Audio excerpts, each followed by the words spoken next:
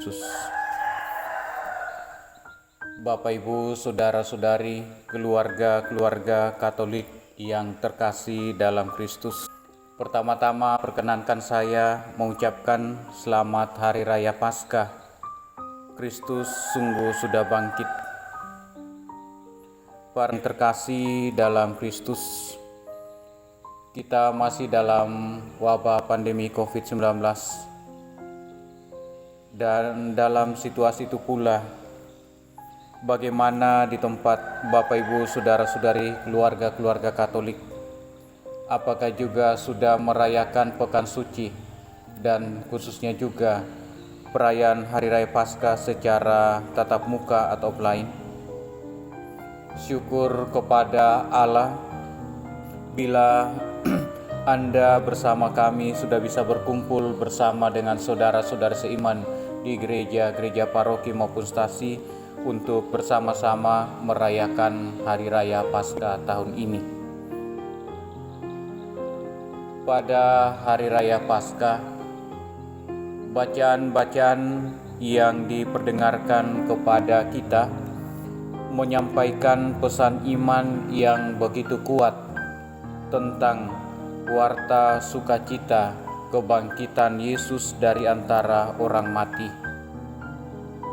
Tetapi pesan itu tidak hanya berhenti pada warta sukacita kebangkitan Tuhan. Sebaliknya, kita masing-masing umat dipanggil untuk memberikan kesaksian dalam kehidupan sehari-hari, bagaimana mewartakan dan memberi kesaksian iman akan kebangkitan Yesus. Mengapa kesaksian iman? Karena saudara dan saya tidak mengalami secara langsung bagaimana kebangkitan itu terjadi.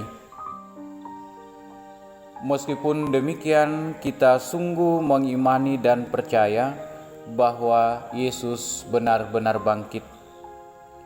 Dan hal ini sejalan dan sesuai dengan sabda Yesus, "Berbahagialah orang yang tidak melihat namun percaya," terkait dengan peristiwa kebangkitan Tuhan.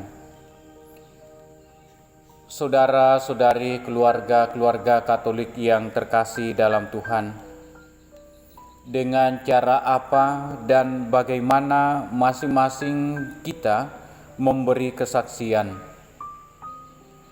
Dalam bacaan pertama menampilkan kepada kita Petrus yang berkhotbah di rumah perwira Kornelius. Dalam kesempatan itu, Petrus mengatakan bahwa kami adalah saksi dari segala sesuatu yang telah diperbuat oleh Yesus di tanah Yudea maupun di Yerusalem. Selanjutnya Petrus mengatakan Allah telah membangkitkan Yesus pada hari ketiga sesudah ia wafat di salib. Dan kepada kami yang telah makan dan minum bersama dengan dia yang setelah bangkit dari antara orang mati, Yesus menugaskan kami memberitakan kepada segala bangsa dan bersaksi bahwa Yesuslah yang ditentukan Allah menjadi hakim atas orang-orang hidup dan orang-orang mati. Saudara-saudari, keluarga-keluarga Katolik yang terkasih dalam Tuhan, inilah salah satu kesaksian dari murid Yesus, yaitu Rasul Petrus, mengenai imannya akan Yesus yang bangkit dari kematian. Lalu bagaimana saudara dan saya serta keluarga-keluarga Katolik pada masa kini, dalam masa pandemi yang masih terus mewabah sampai saat ini, berani memberi kesaksian iman? Dalam bacaan kedua, Rasul Paulus mengingatkan bahwa orientasi hidup orang-orang yang sudah dibaptis dalam iman akan Allah Tritunggal ialah mengarahkan hati dan pikiran pada perkara yang di atas, di mana Kristus berada. Pikirkanlah perkara yang di atas, bukan yang di bumi. Artinya apa? Rasul Paulus ingin mengajak kita untuk memikirkan akan kehidupan yang akan datang, yakni kehidupan kekal. Kehidupan kekal ini sudah kita persiapkan sejak saat ini dalam perjalanan hidup kita sehari-hari di dunia ini dengan berbagai macam persoalan dan pergumulan dan juga konflik-konflik yang terjadi di dalam keluarga-keluarga Katolik. Dalam hal ini, pikiran ikut memainkan peran serta. Bila Rasul Paulus mengingatkan supaya memikirkan perkara yang di atas, ia ingin supaya cara berpikir kita selaku pengikut Kristus semakin dewasa serta dilandaskan pada kebenaran sabda Tuhan.